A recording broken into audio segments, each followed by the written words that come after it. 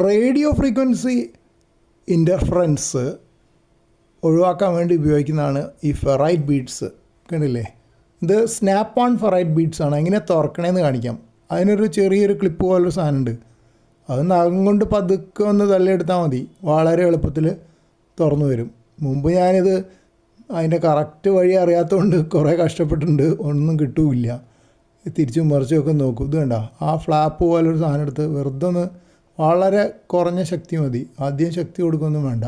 പക്ഷേ ആ correct position നോക്കണം. അത് പൊസിഷൻ ശരിയല്ലാത്തതുകൊണ്ട് ഞാൻ ഒന്നുകൂടെ തല ഇടിച്ചിട്ട് ചെയ്യുന്നതാണ് ഈ കാണുന്നത്. അതാ കണ്ടോ, ആ ഫ്ലാപ്പിൻ്റെ ഒരു ചെറിയ ഭാഗം ഒന്ന് ജസ്റ്റ് ഒന്ന് നഖം കൊണ്ട് എടുത്തു കൊടുത്താൽ മതി, വളരെ എളുപ്പത്തിൽ തുറന്നു വരും.